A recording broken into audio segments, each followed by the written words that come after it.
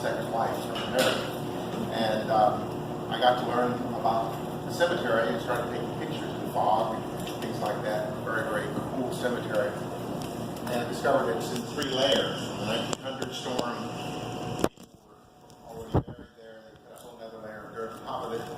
And then in the 1930s, they put another layer on top of a good section of it and just resold the graves again.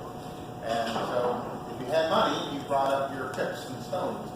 But some of them, as you'll notice if you ever go there, there's a crypt that's about this high, but it's actually an 8-foot crypt. It's just buried, and it never got unburied or raised up. And so the people who, none of them really, they all died, so that's the first clue. All right. My younger son is in college, Robert, he tells me about trigger warnings and stuff, and so I've kind of learned that the trigger warning you want to give is the word poetry, because, well, we don't like poetry when we're, all hunky-dory and happy, that's the way it works. These are ghost stories, so these are people in the cemetery. A lot of the people there died not so nicely. Some of them were killed by murder, some yellow fever, some war, some flood, some the storms. I'm going to read you some stories. And it's kind of like a reader's theater, though, and it's just going to be me, though. So they're characters, and you'll hear them, and I'll give you the names. And there's also a chorus, which I'll do my best to read. But the chorus is of the people who have been lost there. So I think they're looking for food, I suspect. Yes, I don't know if they want to hear some ghost stories. looking for poetry. So let's see. The first photo I put in the book.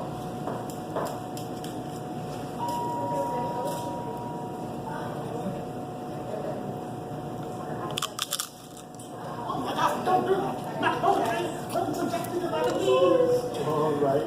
Oh, well, we love you. Next time. Anyway, the first one was this, and this is was taken in the fog, and some of these, as you might guess, have rendered. So this is the very first poem is the chorus of the lost one, because there are several of these as they repeat. The aroma of faint smoke bleeds onto the damp stained stone. Right again. The aroma of faint smoke bleeds under the damp stained stone, tears flowing for the faces of cold angels etching the lines of years. Do they weep for those who sleep, or those who've yet to wake? A marble child, face smooth featureless, clings to the winged arms of the stoic archangel, motionless markers of loss. Sweet child, the century you did not witness would have brought you here regardless. There are those who sleep ignorant, like logs in the water, ignoring the ebb of the flood. We others walk, awoken from the cascading veil of dark dreams to this place, this yard of no hope, heaven and hell beyond entry, souls confined to the wet gates of this enclave. We know the spot where what we were once was laid, the symbols of belief mocking us. Did you believe there was no sin which could immolate your immortal soul? Did you believe that you'd be resurrected to sunshine and joy? Did you believe? Walk and weep in the dripping dew.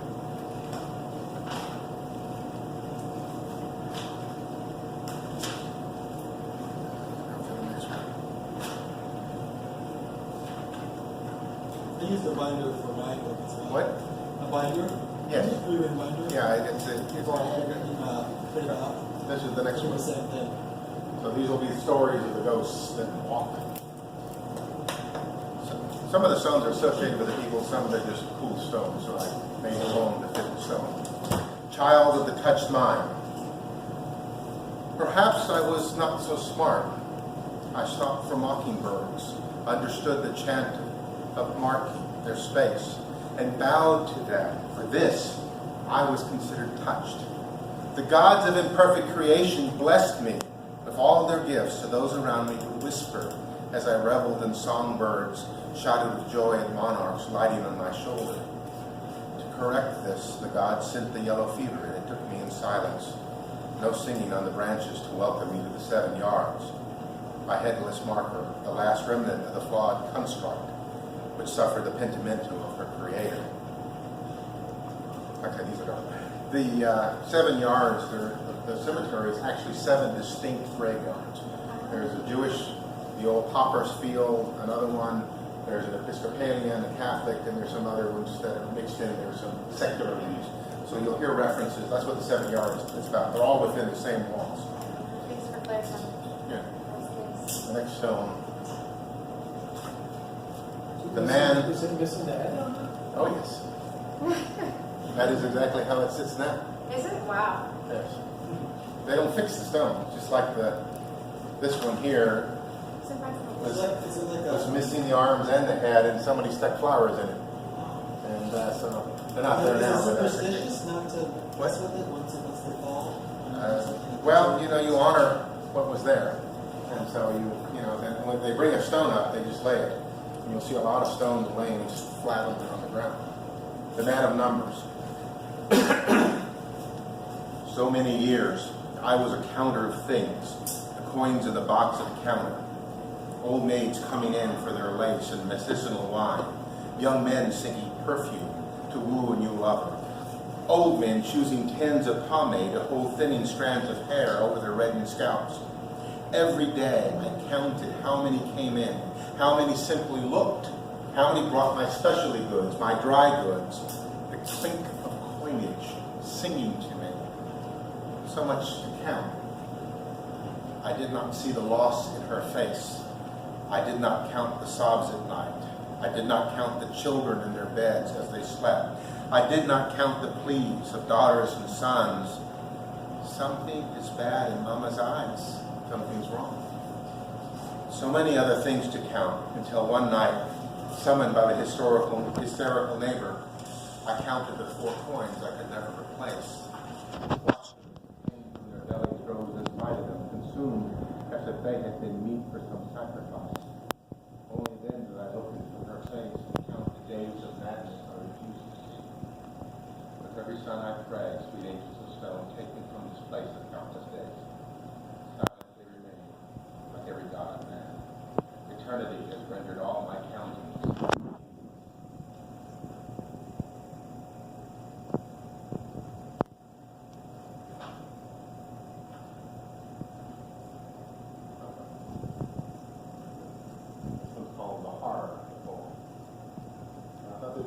Interesting because somebody broke into this thing, obviously, but what it looks like is something broke out.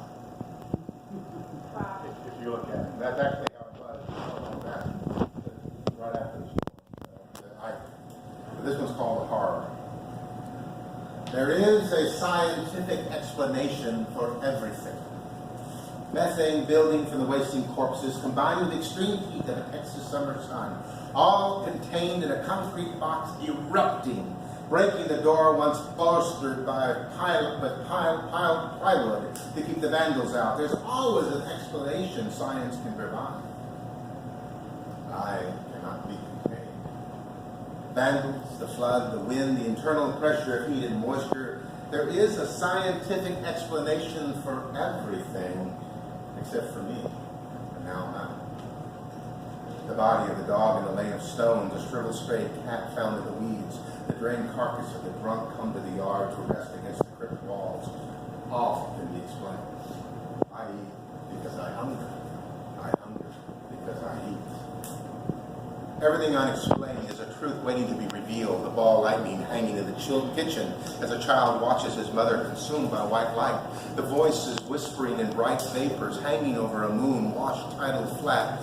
The figure in the doorway only seen peripherally, dissipating as soon as the head turns to focus on the blur, bringing the cool sugar. All can be explained. If I was not meant to be, then why am I?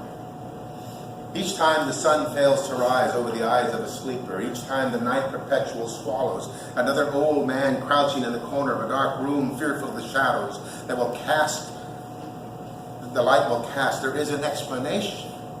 There's also the hand that reaches to feed on the fear, the lap the liqueur of last breath, the lips that kiss the trembling face, lusting for daylight and sucking the essence of light from inside. Despite the explanations, the robed ones with the black beads sprinkle holy water over the doorway, rub ashes and ointment at the resealing of the open door, soothing the nervous onlookers. This void vessel that binds me to this yard will open again. It will always be that way, because I wait behind the door, pushing, all within the realm of modern explanation. As those who know, avoid the walkway of the prepared crypt. Is there a meeting going on or something? Yeah. Sort of. We're Some having poetry. Huh? What you doing? poetry. Oh, can I come in and order something? I'm sorry, my kitchen's closed just for the night. That's fine. Thank you. Good night. Sorry. Good night. Some music. Next time.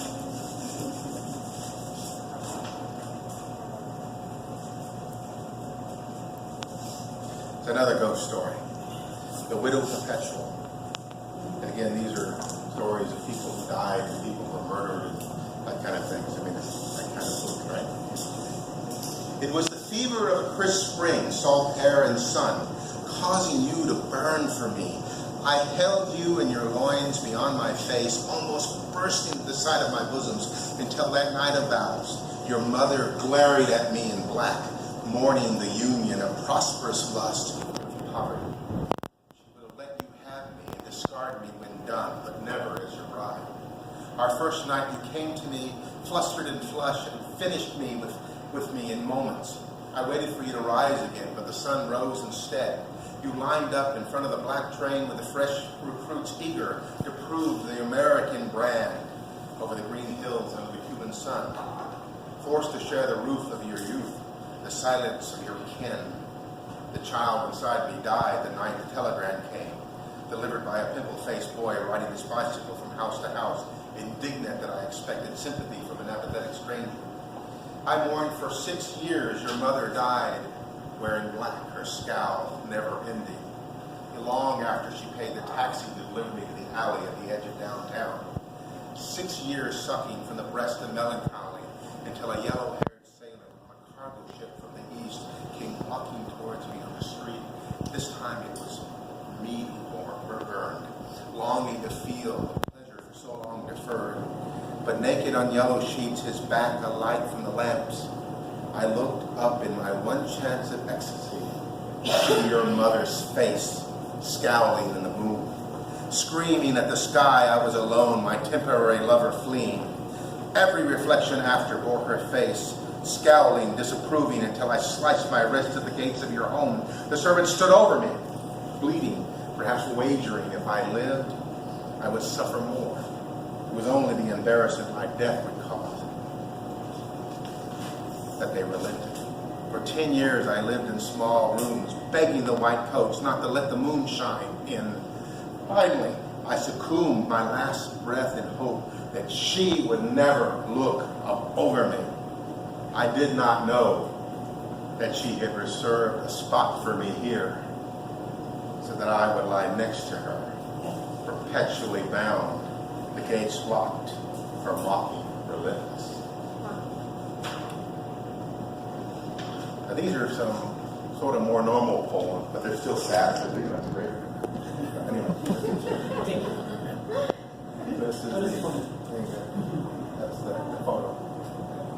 There's a foggy gray morning. The mourner. This is a sad one, so just a warning. In this field of granite stumps, I recall once you held me on a bony knee and I complained. Now my knees complain, sinking in the spring-soaked earth as I pull the weeds from your hair. That one's about your love originally, but I put it in here because I wanted to place it for you. Okay? And this is another one. Sort of a normal poem, but That one kind of reminds me of the gas mask. you know what? The gas mask. Yeah, well, that's just, you know, I adored it. That was kind of funny. This is the chorus of the Lost number 4. The last door beaten by the neglect of forgotten names who replaced the keys, lost to the kingdom of emptiness. The last door of diffused light, lost in the oblivion of the passageways to a carnival of nullness. The last door is the one we pray can never be opened, but always swings wide when the sun enters its decline.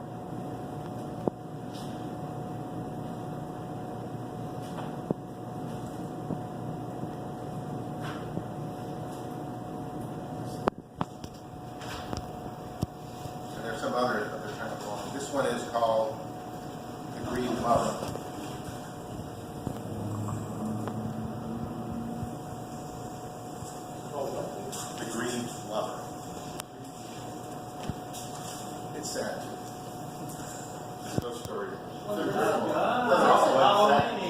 what he said, exactly. It's Halloween. Agreed, brother. Gentle, I beg them, removing your covered body from your last bed. They obliged me until the undertaker, humorless and years spent with the dead, told me. The gentle woman of lace was a man in her place. He accused, they all accused. How could I have not known? She was so shy with me, she never allowed me. We had separate rooms, beds, and bath, and after 35 years, I did not know, how could I? Forcing me to spend my nights in the red lights of the rooms of sin to satisfy me. They seemed to understand this flower of the tea rooms, so prudish, so easy to blush, could hide from me and all men the true sex underneath her skirts. The women felt sorry for me, some even offering me what they thought I longed for, unrequited for so long, only to be rebuffed by my grief and pronounced shame. I lied. And if I be damned, I damn the God that cursed me to live here without you. I loved you, loved the feel of you inside of me, the taste of you. I knew who you were for 35 years of pretending to the world, of pretending to enjoy the diversions of Market Street, to awaken next to you, birds clattering in the fall leaves, the tall palm singing with the rising zephyr was all I ever asked of life.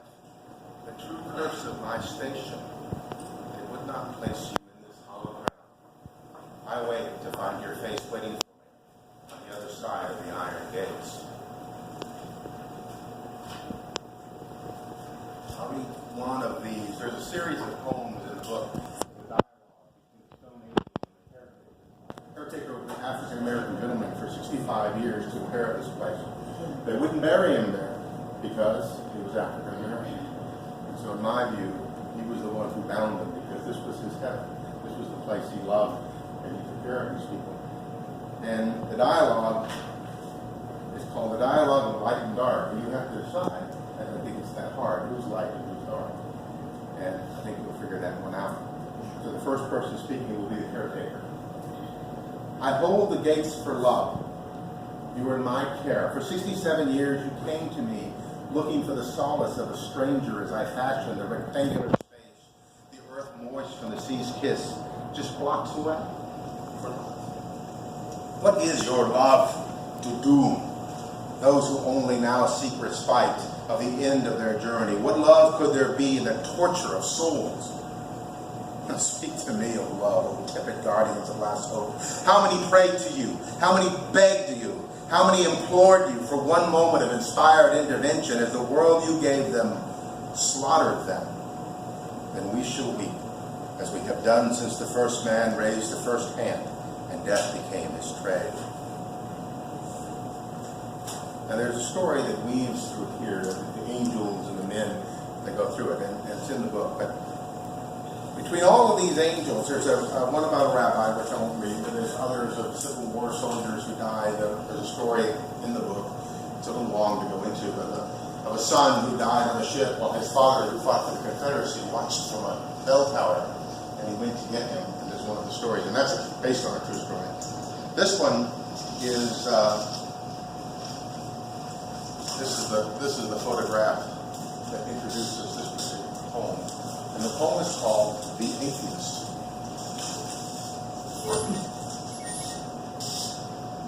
These are ghosts, remember. This proves nothing. Wisp of air, aimless circles in a square yard, mock heaven and hell with lack of purpose. If I'm not burning with the non-believers, how can any of the saints of these 7 yards hold true? It was easier not to believe. When you serve gods, awaiting to be chosen as the job man walks the yard, frowning at the half foot, still red from the kiss of a steam tractor tread. No work where I bled, no work as the gangrene set, no work, no food. You expect me to believe just because I've traveled from a life of useless labor to this labor existence, constantly finding diminishment with each rising sun. We need no gods to suffer. It's what we do so well alone. I'm still going good, right? You got enough for one more. Oh, enough for one more. Man, I got about 5 more. I really can't I'll do the Henry VII thing, and Henry VII had this one poet that was kind of going in circles, and he said, I have one more poem, and the poem was about 20 pages long. And he read. Yeah. Anyway, as to go through that, there's a dialogue continues. I'm going to read this last one, and this one's called The Convert of the Presbyterian Yard. And that's a photograph that introduces it. Crows. Are those crows? Yeah, what? They are crows. Yeah, those are crows, yeah. Actually, I got some pretty good crow photos from them flying, even jump from stone to stone. I got one good one of one flying around. The Convert of the Presbyterian Yard. 2 bushels for the Virgin. Redfish, yellowfin, tuna, flounder. Season by season, I would bring them to the rectory. The father would look them over and smile, smell them and smile, taking them to the ladies in the kitchen. Season by season, giving to make up for not sitting on the oak pews watching the golden angels glowing glass windows because of the shame of my smell. But on the eve of Advent, the waves coarse and cold, my boat late to the docks, I brought my payment to the unlocked doors. The half-lit forms of him and a boy with dark bare skin sweating, a face of fear. Waved away with a smile, Father took the bushels and went back inside, engaged the locks. The lights gone black as I left. In the spring, indignant, Father came to my boat asking for his bushels withheld for a season. We should go together, I said, to turn the one basket to feed 1,000. He joined me 36 miles into the swelling anger of a flash storm. We inhaled salt foam, steering the little vessel steady till the winds died, and the sea fell flat. Blue sky and blue water melting into an eternal blue. The man of calm, hysterical. I could have been swept away, you idiot. It was an epiphany to give my offering to the sharp-teethed worshipers, the great cathedral of Rhyme. His chorus, fading like the last movement of a declining hymn. The humming of my motor, anxious for port, striking up another tune. Some part of me satisfied that I had moved on from the sacrifice to find respite in what I once thought heresy. When my feet touched the shore, I was a Presbyterian. Thank you.